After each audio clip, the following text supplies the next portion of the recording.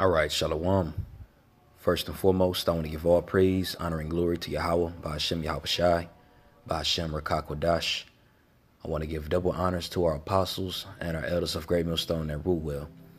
Peace, salutations, and many blessings to your elect Akim across the four corners of this earth, kicking this word in sincerity and in truth. I want to say Thawada to Yahweh, by Yahawashi, for putting the spirit on me to do this lesson. Now what this lesson is going to be on is going to be on a testimony, on a dream that I actually had last night, on an angel actually speaking to me. I will say this, it was on Friday before I went to camp a few hours prior. I was driving in the car. I was on my way back from the store and grabbing a carrier oil, because I make oils and all that. But I was on my way buying an oil so I can go home and actually make an oil. And as I'm driving, on my way to the crib, when I get off on my exit, I look to the right, and it's a large woody field area.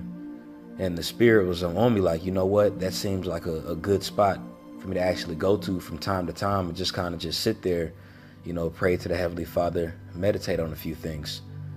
So I have that thought. Then I go back home. And then I'm gonna fast forward later on to after camp. Me and the brother was chopping it up. Me and the brother Arianaz and myself, we was chopping it up about a few things. And I was talking to that brother, and he had mentioned about how where he prays. He was like, I usually go to a field where I pray. And I was like, man, that's the spirit. That's confirmation, because I told him, I was like, earlier that day, I was riding down the highway and I got off on the exit, and there was a field area, and the spirit told me to go over there and pray to the Lord. So as that brother made that statement, I just connected the dots as, that's the spirit telling me I have to go to that area and pray, because it made me think of, Yahawashi would always go to certain areas by himself and pray. He would he went to the Garden of Gethsemane. He would go on a mountain in a cave, and he would pray to the Lord. And ultimately what we're doing is we're going back to our heritage. The brother Itazawan from the Wisconsin camp did a beautiful lesson going in regards to how we're getting our heritage back. And reading of the men of old and certain things that they did when they prayed is something that I thought about, and it's something that I wanted to adhere to. It's something that I wanted to do. So after the brother made that statement, how he goes to the field and he prays, I thought of it to myself as confirmation. I'm gonna go there and I'm gonna start praying. So as I went there at about 1 o'clock in the morning, and this was Friday night. It was about 1 o'clock in the morning, and there was one area where I could park it. I was trying to search around a place to park, and there was one spot where only one car could fit. And it was kind of like it wasn't really a parking lot. It was kind of like just a little entrance way where one car could fit. So I took it as, I'm gonna follow the spirit. I'm gonna go in and park right here. So as I was walking in that woody area, I heard, it was little critters, it was birds, it was locusts, it was crickets. You heard all those noises, because of course you're in a fielded area. And I asked Yahawashi Yahawashi, I asked him, can you show me a good spot and lead me to the place where I need to be at to pray to you, because it's a nice size area. It's not small, it's a nice amount of acres. It's pretty big.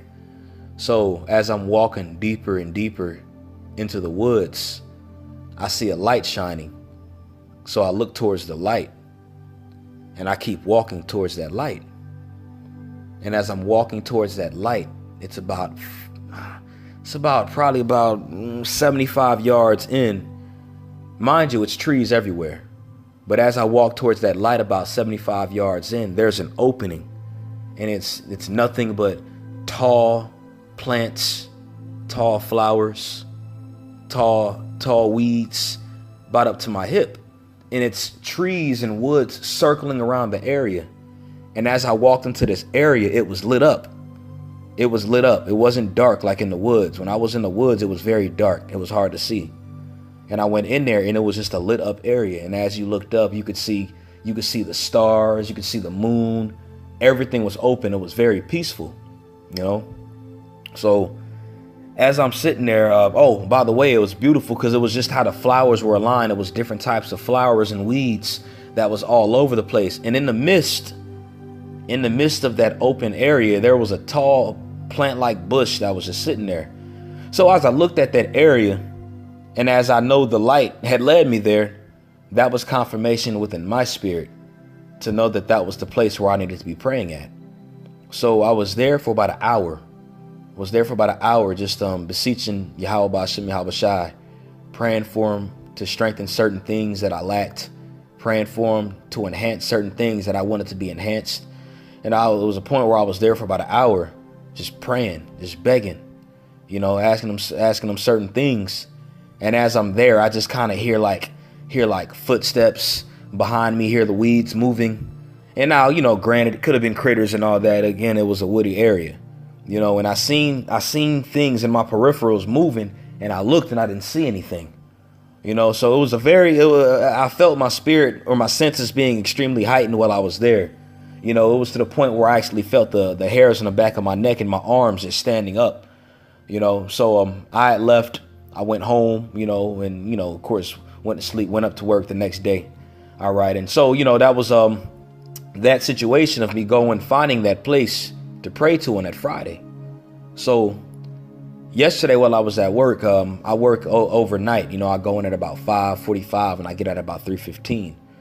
But it was on my spirit to actually leave a little bit early. The spirit told me to leave early, just use PTO. I got PTO, and just leave early and go to the place that you pray at. So I had ended up getting off early and driving to the place.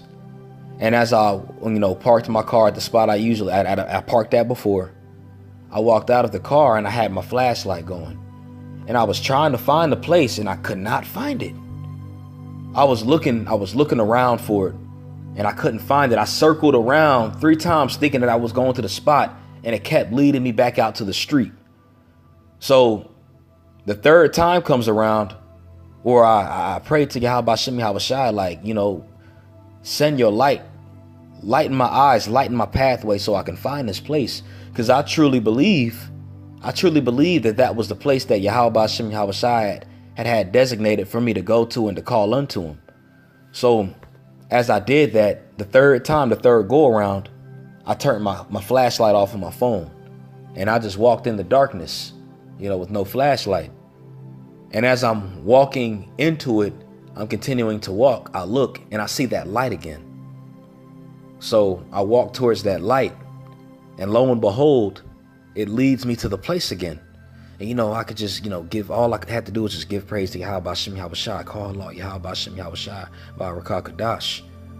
So as I go there, I take my shoes off, and I did that the first time. I took my shoes off, and I just sat there and I prayed to Yahawashi, and I continued to pray to him for about 45 minutes. And one of the things that I prayed for while I was there was for him to give me more wisdom, was for him to actually allow me to take hold of wisdom, more wisdom.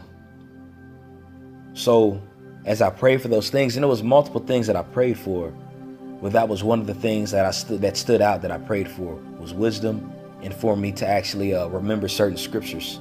And I was reciting those in the Hebrew. And I kid you not, brothers, after I prayed to Yahawashi, and the last thing I said was, Baba Kashah, allow an angel to take my prayer and report my prayer. And I asked that my prayer in supplication is worthy enough to reach your holy throne in heaven. So after I had ended my prayer off, the wind started blowing like crazy. Mind you, when I was praying, everything was still, everything was calm. But as I got done with my prayer, everything started blowing. I seen the branches of the trees that was around me start moving. All the weeds and the different flowers in the bush that was around me, it was just everything started blowing. It started blowing, and I looked around like, my goodness, you had to be there to really understand the feeling of heaviness that was there, So after that, I put my shoes back on and I ended up driving back home. And as I went back home, I have a roommate, the younger brother Aina, that's in the camp. We ended up doing a lesson, and there was a spirit that brother was up because I got home late. We ended up just doing a lesson pretty much on suffering for Yahawashi's sake, as he had suffered for us.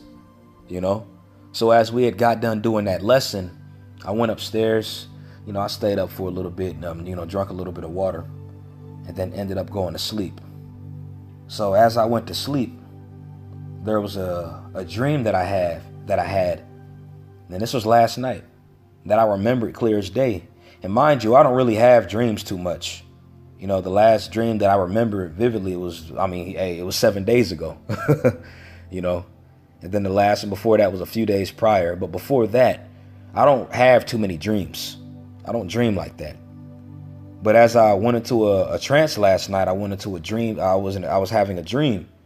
And I believe this dream, I wholeheartedly believe 1000% sure that this dream that I had was a vision. So this is the dream that I had. I was in my dream, I was at my workplace. It was really a weird environment because it really wasn't my workplace, but I was doing my job. I cleaned things up in my job. I cleaned cubicles, So I was just spraying my spray, wiping the counter down. And it was a very, very, very beautiful woman. She was a high yellow bone, beautiful face. Her hair probably went down to her shoulders, and it was curly, and it was just shiny. It was greased up, She looked like she was a very beautiful high yellow bone. That's the type of woman that I like. Even though I can't stand the so-called black woman, man, and that's because, a lot of our women are in the wrong state of mind. But pretty much it was a very high yellow bone, and she was beautiful. And my supervisor was training her on how to do certain things. And she kept just looking at me and approaching me and wanting to talk to me. And I was kind of like, brushing her off like, I'm just trying to work right now. I'm just trying to work, just let me go to work, And she was very nice. Like, you don't really come across chicks that are that beautiful, that are just after you and trying to talk to you and want to talk to you. It's a very rare thing. But she was just so in tune with wanting to get to know me, and wanting, out of all the people that was there, wanting me to show her how to do this, So the scene skipped later on, and I can't even remember where we was at, but it was me, it was my brother Tazama, and it was somebody else. I don't remember who the other person was, and it was the girl, it was the girl that was in the previous scene, and she was just very nice. She was introducing herself to the Akyam. She was very presentable. She was very well-mannered. She was in a very calmly delicate spirit, And after that, me and the brother Tazama and the other brother, I can't remember who else was with me, but it was another brother. And the three of us walked off, and we were just chopping it up, just having a spiritual conversation, just going in spiritually, laying back and off each other. It was a spiritual conversation that was being had. So after that, it skipped off to the next scene where it was me and that woman again. And me and that woman, we were sitting on a boat. It was a large boat, and we were just sitting in the middle of the water. And it was just a boat. And I remember it was a bed that was on the top. And me and her was just laying on that bed, And it wasn't no sexual encounter or nothing like that. We were just laying on the bed relaxing, and I could tell it was a woman that I was digging. I was really in tune with her spirit. She was really in tune with my spirit, and we were extremely in tune with one another. And I had asked her, I was like, do you mind if I bring you closer to me? And she was like, take me any type of way you would like. She was like, I want to be with you too. She was like, caress me and take me to you. Come close to me. So I did that, and we got to a point where we was just cuddling, and her smell was just so good. Her tone was just pleasant. Her skin was soft. She was very calmly, And after we had done that, it was a next scene that had happened, and everything was just black. But there was a voice that was spoken unto me, which I believe it was an angel of Yahawashi.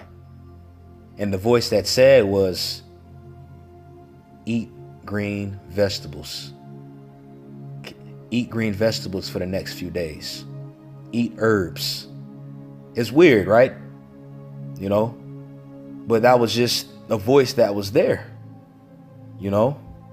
So as I got up, I was trying to think of the dream. I was talking to different brothers, you know, just, I called Tazama, you know, when I woke up, because, you know, that's my blood brother. You know, I'm gonna call that brother, you know, whenever I have a dream or something crazy happens, you know, I call that brother.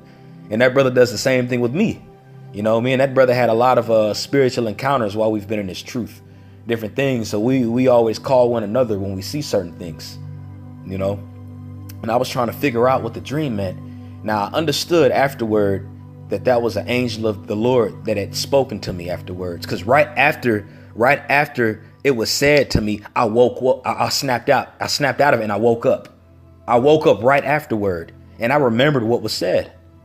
So as I woke up, the first thing I do is wake up and I look at the, we have a group chat on the WhatsApp. I know a bunch of different brothers do it, but I looked on the WhatsApp, and brothers was just going in, and the elder Yashawamba had posted a voice recording of what the elder Award from the Mississippi camp posted. And he pretty much had went into how the book of Solomon was very interesting. You know, he was pretty much going into in this state. He actually, in a spiritual state, he read the book of Wisdom of Solomon, and he had understood it. And we was just talking about Wisdom of Solomon, and the brother Tazama was like, man, that's the spirit. Because that brother stated, I have a daily Bible app that I have, and it gives me a random scripture to read or meditate on throughout the day. And he was like, what I wanted to go into, well, what was on my phone was Wisdom of Solomon, the 12th chapter. So I was like, dang. And I made a response. I was like, brothers, that's pretty wild that y'all are going into Wisdom of Solomon. Because as I prayed last night, that was one of the main things I was praying for, was wisdom. So later on, you know, I was chopping up with the brother Tazama. You know, we was on the phone for about 35-40 minutes. Then I got off the phone and I was just walking around, just thinking, meditating on a few things, you know, just meditating on faith and prayer, and just how this thing of ours is just beautiful. You know, it's flourishing so much more. Different brothers are in the spirits of different herbs, different oils, different things, you know, geopolitical news, just a bunch of things, the different functionalities of this body. I was thinking about it and how this truth we have is untouchable. So I had called the brother Aranaza. We was on the phone chopping it up for about an hour, just chopping it up about a few things. And as we're talking, I think back about that dream that I had. And then, you know, the spirit had me think back it again, tit for tat. And it made me understand what that dream was. As I prayed the previous night, I asked for wisdom. And then I went home and I had that dream about that woman to my liking. Like every brother has a woman that's to his liking. Well, women that I like are just yellow bones. I like yellow bones, be like Ephraimite women, but, you know, just yellow bone, like, you know, Israelite women. I'm very attracted to them, you know. Now, of course, you know, a lot of these women, especially yellow bones, they have a terrible mindset. They're very bitter. They're very fickle, you know. But she was very calmly. She was very nice. She was very polite. She wanted to know me, and I wanted to know her. And at first, I was kind of like, brushing her off. And I understood when I first came into the truth, you know, I believed, but, you know, when it came to the scriptures, I would read, but I didn't read it. I didn't read as much as I wanted to, you know. And as my growth in this truth, it came to the point where I would just read, you know, took hold of it. But when I first crossed over, it was like, that lazy demon would kick in, and I wouldn't read when I was supposed to, you know. That woman spiritually, symbolically represented wisdom. I prayed for it the night prior, and then Yahawashi showed me in a dream. And as the dream progressed within these different scenes, she would present herself. She was calmly, she was delicate, she was polite. You know, different brothers got acquainted to her, you know. And then the next scene had happened where me and her are just sitting on a boat, laying there on a bed, just a bed sitting on top of a giant boat. It was like an ocean liner. You know, it was an enormous boat.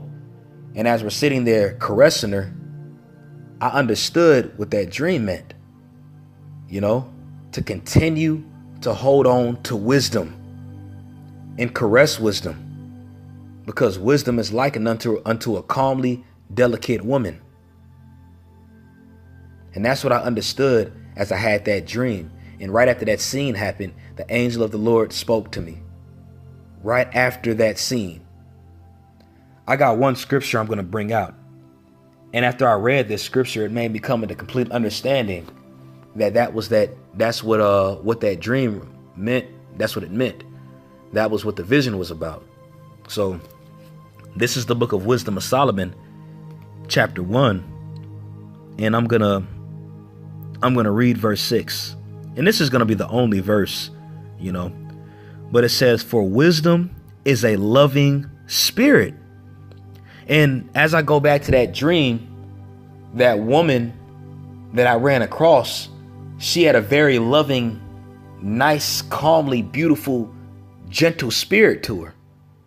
I've never met a woman in my life that had that spirit to make me want to just be like, wow. But that's what wisdom is like. Wisdom is our first love. Wisdom is that spirit that we need to caress to and hold on to. You know, wisdom will try you in different ways, pursuing to Sirach, the 4th chapter. But after she had tried you, which is, you know, your trial period within this truth. But after she tries you in those certain crooked ways, then she comes upon you. And she holds dearly to you and you with her. You know, wisdom is far more better than any type of woman that we can come across within our walk. Wisdom is the woman, you know. So I'm going to read this again. It says, "For wisdom is a loving spirit." And you don't find a lot of these women with loving spirits. Again, they're very fickle. And even though you got certain women that you deal with in the truth, they're very annoying at times. And I mean, you know, being with the woman, it helps you understand wisdom more. But a lot, you know, the women are of the world. So they're not going to be just your cup of tea here. Of course, you know, they're here and it's boxed and you deal with it and they'll annoy you. But you go through it just because, you know, hey, this is my woman. I can't put her away. But wisdom is a woman that you can actually tolerate and deal with. You know, that loving spirit that you would want to get too close to. Wisdom is that loving spirit. So I'm going to read this again. "For wisdom is a loving spirit, and will not acquit a blasphemer of his words.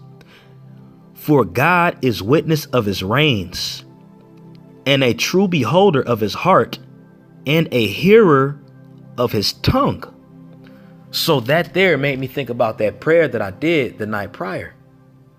And how it made me think of, after I got done with my prayer, all the wind started blowing, the trees, the branches started shaking.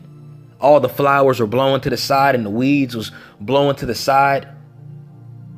And I thought of it as, man, hey, I wholeheartedly believe an angel took my prayer up and sent it to Yahawashi.